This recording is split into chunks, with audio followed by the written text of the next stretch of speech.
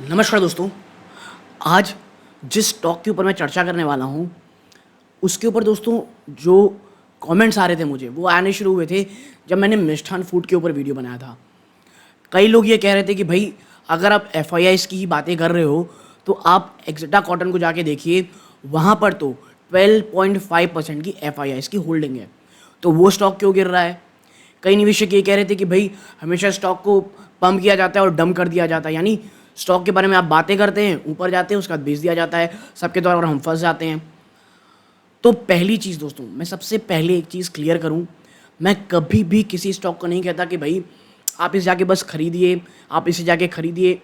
और अगर उस स्टॉक में मेरी या मेरी फैमिली मेम्बर की इन्वेस्टमेंट होती है, तो मैं पहले कहता हूँ कि भाई हाँ, ये इन्वेस्टमेंट है और अगर ये स्तर पे ऊपर जाएगा तो मैं स्टॉक से प्रॉफिट बुक कर लूँगा, या तो मैं कहता हूँ भाई हाँ, कुछ प्रॉफिट बुक करूँगा लेकिन कुछ स्टॉक मेरे लॉन्ग टर्म इन्वेस्टमेंट के लिए जो मैं रखूँगा।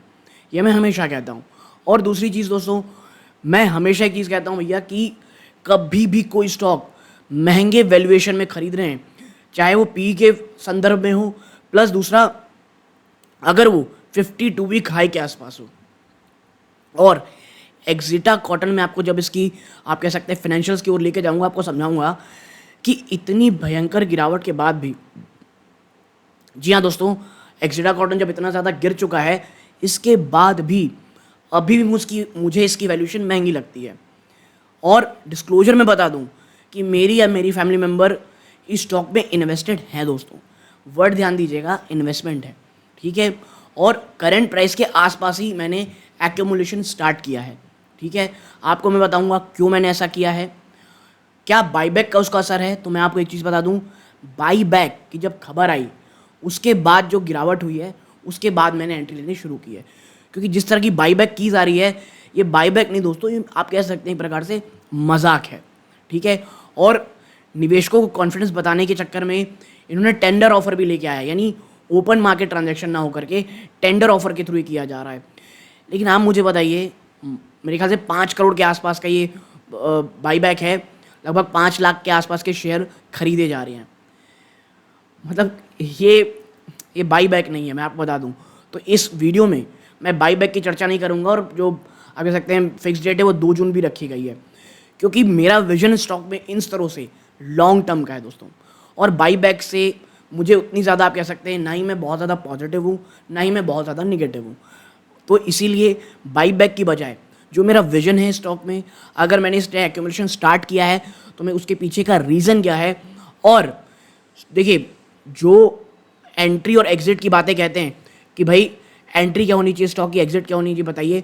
मैं कभी इसमें इसलिए नहीं बताता दोस्तों, क्योंकि एंट्री और एग्जिट यहाँ पे तरीके से बताने से दोस्तों फिर लोग सिर्फ उसी को देखते हैं और वीडियो बंद हो जाता है। जिस कारण होता क्या है दोस्तों कि सिर्फ खरीदारी के बाद जब स्टॉक गिरने लग जाता है तो पूरी तरह देखे नहीं रहते हैं, और फिर कमेंट सेक्शन में आके चीज़ें प्रॉब्लमेटिक हो जाती हैं। तो इसीलिए मैं जब भी बात कहता हूँ, कभी जो एंट्री और एग्जिट है, या मैं पर्सनली कब स्ट्रैटेजी उसमें अपना रहा हूँ या एग्जिट कब हो रहा हूँ, ये मैं अपने मेंबरशिप में बार बार जो भी अपडेट होती है वो मैं लाता रहता हूँ। और वहाँ पर भी दोस्तों, अगर आपको ये लग रहा हो कि मैं ट्रेडिंग के आइडियाज़ देता हूँ या कुछ मेंबरशिप में कुछ अलग चीज़ें बातें कहता हूँ, तो ऐसा नहीं है दोस्तों। वहाँ पे बस जो आर्टिकल्स हैं, जो आप कह सकते हैं जो अन्य रिपोर्ट्स आती हैं, उसको कंपाइल करके एक काफ़ी अच्छे से एक बड़ा वीडियो जो एक हर एक चीज़ के ऊपर बातें कर सकें, वही चर्चा वहाँ होती है।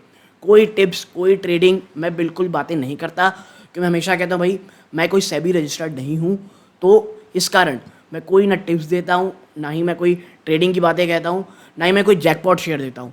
मुझे जो लगता है कि भाई हाँ, अब इसकी वैल्यूएशन कुछ खरीदने लायक हो गई है, और अगर आपका रिस्क एपेटाइट इसके बराबर हो सकता है तो आप खरीदने की सोच सकते हैं। लेकिन खरीदने से पहले वित्तीय सलाहकार सलाह ज़रूर लीजिएगा, ये मैं हमेशा कहता हूँ, ठीक है। और देखिए, पिछले कई बार मैंने देखा, आप देखिए, चाहे वो हेरिटेज फूड हो गया, चाहे वो एस्ट्रल हो गया, चाहे वो आप कह सकते हैं अब गोदरेज इंडस्ट्री हो गया, HDFC लाइफ हो गया, ये तमाम वो स्टॉक हैं जब इसमें एक्यूमुलेशन की मैंने बातें कही थी, बहुत ज़्यादा लोग कि भाई बर्बाद हो जाएगी कंपनी, हो जाएगी। लेकिन मैंने कहा था देखिए, वो बात की चीज़ें हैं, लेकिन जिस वैल्यूएशन में ये कंपनी मिल रही है वो अपने आप में ही बहुत अच्छी थी, और आपको पता है उसके बाद स्टॉक कहाँ भागा है, ठीक है। लेकिन ऐसा नहीं कि हमेशा अच्छे स्टॉक रहे, कुछ में प्रॉब्लम हुई है। जैसे एलेंबिक फार्मा हो गया, आज भी वो भागा नहीं है स्टॉक, 2 बार अच्छे रिजल्ट आने के बावजूद। देखिए अमर राजा बैटरी तो खैर भाग गया, 430 450 मैंने बोल रखा था। तो ऐसे भी कुछ स्टॉक्स हैं जो नहीं भागते हैं। लेकिन क्या मैंने उससे एग्जिट की है? नहीं। एलेम्बिक फार्मा में मैंने कुछ बुकिंग की है, कुछ शेयर सेल किए हैं, लेकिन करेंटली मैं अभी भी उस स्टॉक को होल्ड रखता हूँ दोस्तों, ठीक है। तो अब वापस से आते हैं एक्सेटा कॉटन में।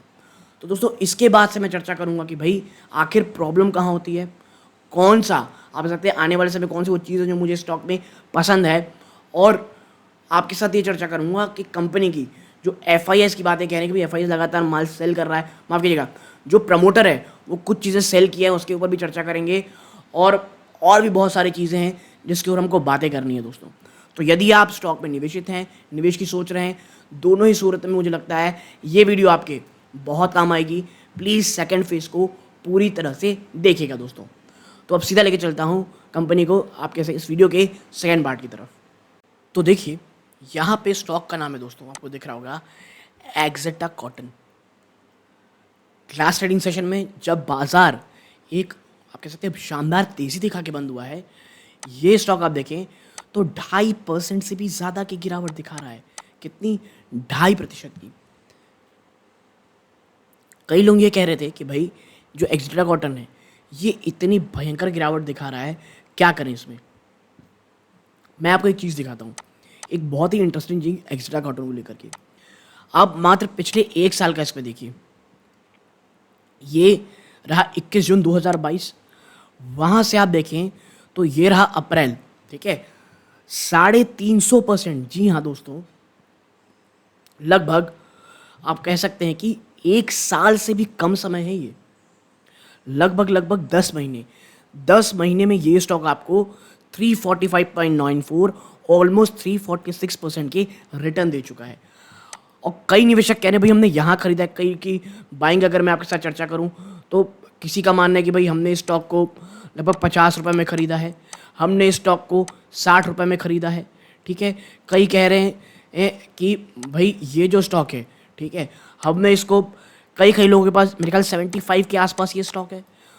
तो मुझे ये समझ नहीं आ रहा था कि यदि कोई स्टॉक पिछले 1 साल में अगर 350% के आसपास आपको रिटर्न दे चुका, या आपने नहीं भी दिया हुआ है, आपने कह सकते दे चुके हैं, उसके बाद आप इसमें एंट्री करने से पहले क्यों नहीं सोच रहे थे? क्योंकि देखिए बाज़ार में हमेशा मैं कहता हूँ कंपनी अच्छी हो, सब चीज़ अच्छा हो, लेकिन एक वैल्यूएशन ऐसी चीज़ होती है ना जहाँ पर हमारी नज़र कह सकते हैं आप लगी रहनी चाहिए। और इतना ही नहीं दोस्तों, जो एक्सेटा कॉटन है इसे भगाया गया।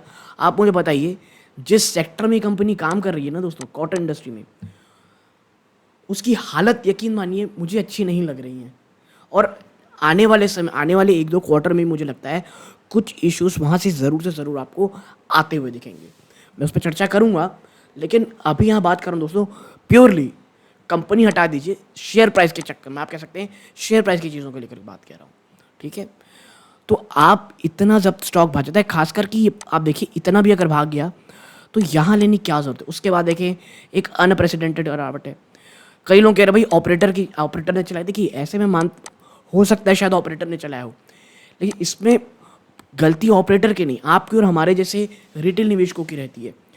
जो अच्छी कंपनीज बहुत अच्छे स्तरों पर मिल रही रहती हैं, उसको छोड़ करके ऐसी कंपनीज जो इतना शानदार रनअप पहले दिखा चुकी हैं वो नहीं निकलती हैं, वो उस पर जाते हैं। प्लस कई निवेशक प्रॉफिट बुक नहीं कर पाए। देखिए आपको ये चीज़ समझना पड़ेगा, अगर आपका स्टॉक मतलब मैं पर्सनल स्ट्रैटेजी बता रहा हूँ, कोई भी मेरा स्टॉक अगर आप कह सकते 2 गुना हो गया, 3 गुना हो गया, ठीक है, इतना कोई भी होता है दोस्तों, तो मैं भले ही लॉन्ग टर्म के लिए आया हूँ, लेकिन इतने कम समय में इतने पैसे हो जाते हैं, आपको एटलीस्ट पार्शियल प्रॉफिट बुक करना ही है दोस्तों, ठीक है।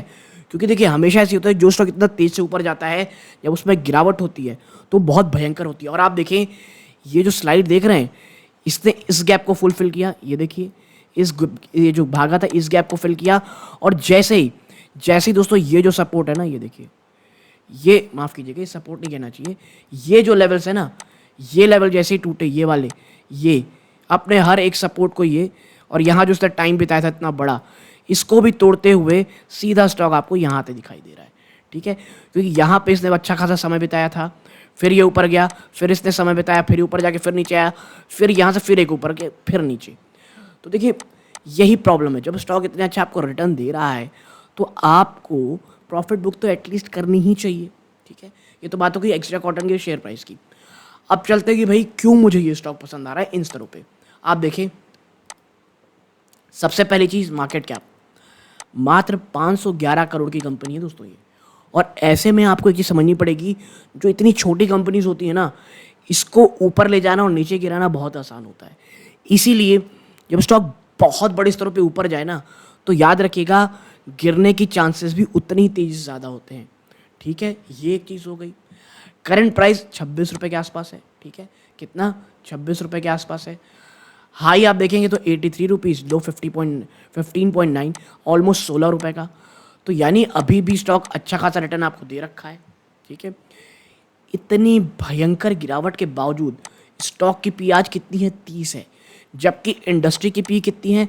26.9, ऑलमोस्ट 27 कह सकते हैं। आज भी ये स्टॉक महंगा है दोस्तों पी के हिसाब से। तो आप समझ सकते होंगे जब ये स्टॉक 50, 60, 70, 80 चल रहा होगा, ये कितना ज़्यादा एक्सपेंसिव रहा होगा, ठीक है। ये चीज़ें हो गई, लेकिन कंपनी ने बिजनेस भी अच्छा किया। आप देखें, मात्र कंपनी है 511 करोड़ की, बट निवेशकों को डिविडेंड भी दे रही है। और देखिए डिविडेंड कम ज़्यादा ये ज़रूरी नहीं है, डिविडेंड दे रही है ये इंपॉर्टेंट है, ठीक है। ROC ROE भी ठीक है, प्रमोटर की होल्डिंग भी काफ़ी अच्छी है दोस्तों, कोई प्लेज परसेंटेज नहीं है, डेट टू इक्विटी बहुत ज़्यादा कंट्रोल में है, ठीक है। पिछले 12 महीनों में प्रॉफिट देखेंगे तो ऑलमोस्ट आप कह सकते हैं 18 करोड़ का रहा है, ठीक है। 3 साल का फ्री कैश फ्लो 5.26 करोड़ है, ठीक है। 3 सालों में निवेशकों को 114% का रिटर्न दे चुका है। आप समझ सकते हैं 114%। और देखिए जब स्टॉक इतना ज़्यादा रिटर्न दे देता है ना दोस्तों, और इतनी गिरावट दिखाता है, तो मैं एक चीज़ बता दूं, ये वापस से उतनी तेज़ी नहीं दिखाने वाला। भले ये नहीं गिरेगा ज़्यादा, लेकिन इतनी शानदार रैली अब इतनी जल्दी होनी मुझे सही नहीं लगती। मुझे उतना आप कह सकते हैं ये चीज़ सही नहीं लगता है, ठीक है। सही नहीं कहना चाहिए, मुझे ऐसा नहीं लगता कि अब ऐसी रनअप आपको देखने को मिलेगी। एक शायद एक कंसोलिडेशन फेज़ का आपको यहाँ पर कह सकते हैं आपको इंतज़ार करना पड़ सकता है। जो कंसोलिडेशन फेज़ है ये आपको देखना पड़ सकता है। पिछले 5 सालों में sales growth 35%, this is great, ठीक है। 3 सालों में सेल्स ग्रोथ ऑलमोस्ट 5%, ठीक है, यानी 5 सालों में ज़्यादा हुआ है। ऑपरेटिंग प्रॉफिट मार्जिन 3.48, ऑलमोस्ट 3.5 रुपये का 3.5% कह सकते हैं। पेट्रोस्की स्कोर दोस्तों 6 है, और देखिए 6 पेट्रोस्की स्कोर होने का मतलब ये है कि ना ही ये बहुत ज़्यादा मजबूत है, लेकिन थोड़ा सा पॉजिटिव की तरफ ज़्यादा है। यानी कंपनी की जो फाइनेंशियल्स हैं, क्योंकि ये फाइनेंशियल्स के लिए देखा जाता है पेट्रोस्की स्कोर दोस्तों, तो इसके हिसाब से फाइनेंशियल्स थोड़े अच्छे हैं दोस्तों। और मुझे लगता है इतनी छोटी कंपनी के लिए ये ठीक है दोस्तों, ठीक है। डेट कितना है? देखिए मात्र 6.5 करोड़ का डेट है। खैर मैं डेट टू इक्विटी पहले ही देख दिया है, ठीक है। आप पेग रेशियो देखिए 0.42 है, ठीक है। ग्राहम नंबर में आप देखेंगे ना, तो ग्राहम नंबर मात्र 7 रुपये की बात कही गई है। मतलब आप समझिए ग्राहम नंबर एक आप कह सकते हैं करेंट, आप कह सकते हैं करंट वैल्यूएशन या करेक्ट वैल्यूएशन, एक कंपनी क्या होना चाहिए, करंट प्राइस क्या होना चाहिए, उसको निकालने का तरीका होता है। तो आप समझ जाइए इसके हिसाब से, ग्राहम नंबर के हिसाब से वो कह रहा है कि भैया ये 7 रुपये और 21 पैसा होना चाहिए। वहाँ से तो ये महंगा नहीं, बहुत महंगा है। तो मैं यही आपसे कह रहा हूँ, निवेश से पहले हर एक चीज़ को हमें परखना चाहिए। और आप देखिए जो एक्जेटा कॉटन है दोस्तों, या कोई भी कंपनी, मैं फिर कहूँगा जब बहुत ऊपर जाए ना, प्लीज़ उस चीज़ से बचा कीजिए, ठीक है। अब देखिए किस बिजनेस में है, तो देखिए Axita cotton limited is engage in the business of manufacturing, processing and finishing of cotton balls and cotton seeds. Cotton balls और कॉटन सीड्स के ऊपर ये काम करती है, चाहे उसके मैन्युफैक्चरिंग से प्रोसेसिंग करने में, ठीक है। यानी कॉटन के ऊपर इसकी बहुत ज़्यादा डिपेंडेंसी है। अब चलते हैं भाई, कुछ देखते हैं कि कंपनी का क्या हाल चाल है, क्या चीज़ें हैं, कहाँ से पैसे ज़्यादा आते हैं। तो देखिए कॉटन बॉल से लगभग 96% इसकी सेल आती है, जो कि 2020 में ये 94 थी। तो कॉटन बॉल से सेल बढ़ती दिखाई दे रही है। और देखिए कॉटन बॉल्स नहीं कहना चाहिए दोस्तों, मैं गलत कह रहा हूँ, तब से कॉटन बेल्स है दोस्तों ये, ठीक है। अब चलते हैं ज्योग्राफिकल स्प्लिट की। तो देखिए ज्योग्राफिकल स्प्लिट अगर आप देखेंगे तो डोमेस्टिक से 30% आता है, 2021 की बात है ये, और एक्सपोर्ट से 70%। ये थोड़ी पुरानी दोस्तों, ये अपडेटेड नहीं है, 7 महीने पुरानी ये जो डेटा है दोस्तों, ये आपको स्क्रीनर का जो देखने को मिल रहा है, ठीक है। आप देखें जो मैन्युफैक्चरिंग फैसिलिटी दोस्तों कंपनी की, वो काड़ी महसाना डिस्ट्रिक्ट गुजरात में है, which is close to the rich cotton growing area of Maharashtra, Saurashtra और अदर रीजन ऑफ गुजरात के, ठीक है। यानी इनकी जो फैसिलिटी है, ये जो एक कह सकते हैं ना दोस्तों, कॉटन ग्रोइंग जो एरिया है, चाहे वो महाराष्ट्र और सौराष्ट्र हो, इसके आसपास का है दोस्तों, ठीक है, उसके आसपास, यानी जो कच्चा माल आने में है वो ज़्यादा परेशानी नहीं होती है, ठीक है। आप देखें तो ग्लोबल प्रेजेंस की बात करते हैं तो कंपनी के प्रोडक्ट जो मेजरली यानी कि सबसे बहुतायत मान में जो बिकते हैं वो गुजरात में, राजस्थान में, महाराष्ट्र में और मध्य प्रदेश में होता है। इनकी presence Vietnam, China, Indonesia, Thailand, Pakistan और बांग्लादेश जैसे देशों में है।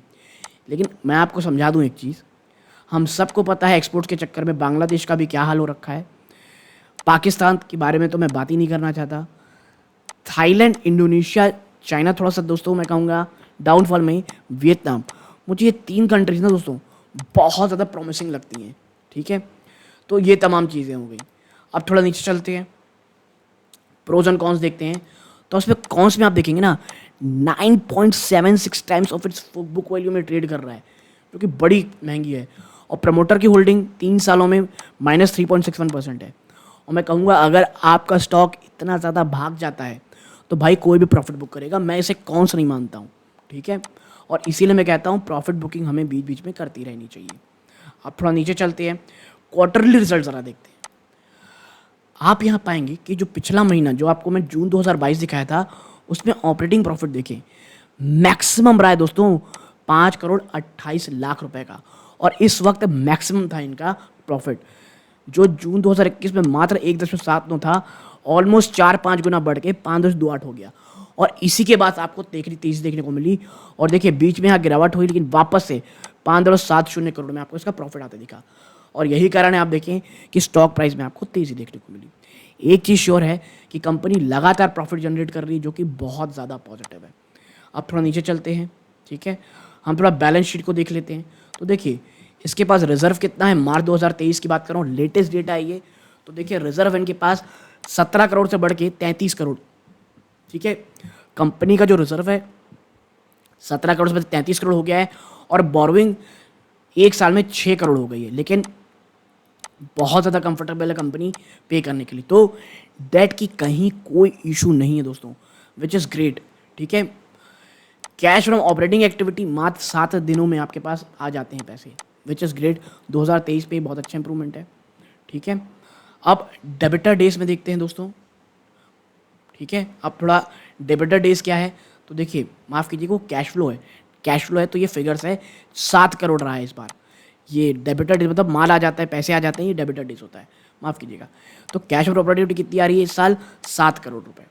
आपको लग रहा होगा ये 7 करोड़ ये तो नेगेटिव क्या है, देखिए कंपनी बहुत छोटी है, ये अपने दिमाग में ज़रूर याद रखिएगा, ठीक है। डेबिटर डेज 29 दिन कम हुए हैं, विच इज़ ऑल्सो ग्रेट दोस्तों। यानी पेमेंट जो है माल की वो 29 दिनों के अंदर आ जाती है, और ये लगातार पिछले 2 साल से कम हो रही है। 2021 में 42 थी, घट के 33 हो गई, और अब और घट के 29 हो गई है, which is really really great, ठीक है। अब थोड़ा नीचे चलते हैं, बात करें शेयर होल्डिंग पैटर्न की।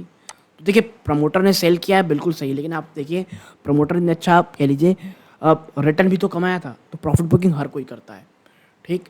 आप देखेंगे FIS की होल्डिंग 11.63 से बढ़ के 12.45 में आ गई है।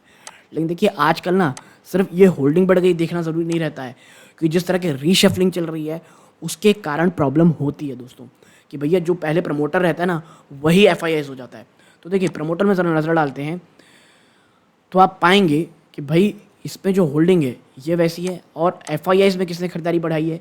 तो देखिए जो ये हैं AG डायनामिक फंड्स लिमिटेड ने उन्हें 5.5 से बढ़ा करके 5.66 कर लिए, और नेव कैपिटल VCC नेव कैपिटल इमर्जिंग स्टार फंड में इन्होंने 1.10 से बढ़ा करके 1.77 कर लिया है, विच इज़ ग्रेट। माल किसने बेचा है हर बार की तरह, पब्लिक ने। नहीं, पब्लिक में माल किसका है, किसके नाम है इसमें यहाँ पे, ठीक है। यहाँ पर आप देखेंगे तो ये यहाँ पे कुछ चीज़ें बेची गई, लेकिन ओवरऑल आप देखेंगे तो यहाँ पर आप पाएंगे कि भैया पब्लिक की होल्डिंग आपको घटती हुई दिखाई दी है, ठीक है। एक समय में जीवन फाइनेंशियल्स के पास भी ये स्टॉक हुआ करता था, लेकिन फिर बेच दिया गया पूरा स्टॉक को दोस्तों। लेकिन देखिए मेरा ये मानना है कि यहाँ से अगर आपका विजन नया नहीं है खैर एक और FIS में इसमें एंट्री लिया है, वंडरलैंड सप्लाई प्राइवेट लिमिटेड, जिनकी होल्डिंग अब 1% से भी कम आ गई है, ज़्यादा हो गई है। ठीक है, तो ये तमाम चीज़ें हैं दोस्तों। तो मैं आपको एक चीज़ समझाना चाहूँगा कि भाई आप एक्सिटा कॉटन में अगर निवेश कर रहे हैं तो एक चीज़ याद रखिएगा कि इन स्तरों पे भी थोड़ा सा एक्सपेंसिव है स्टॉक। अगर स्टॉक 20 रुपये के नीचे आता है, 18-15 में आता है, वहाँ पर एक काफ़ी अच्छा मौका होगा लॉन्ग टर्म इन्वेस्टमेंट का। ठीक है, देखिए मैं ट्रेडिंग की बात नहीं कर रहा हूँ, मैं जो बात कर रहा हूँ वो लॉन्ग टर्म की ही बात कर रहा हूँ दोस्तों। ये चीज़ प्लीज़ अपना दिमाग में रखिएगा। ठीक है, और फिर कहूँगा कोई बाइंग सेलिंग की रिकमेंडेशन नहीं है दोस्तों। स्टॉक अच्छा है, कंपनी अच्छी है, लेकिन इतना ज़्यादा महंगे वैल्यूएशन में रख दिया गया था कि गिरावट आनी लाजमी थी, और इस बार के जो रिजल्ट आए उसमें आपको जो प्रॉफिट था वो कम होता दिखाई दिया। निवेशकों को मौका मिला और एक ह्यूमंगस तरीके से स्टॉक में गिरावट देखने को मिली।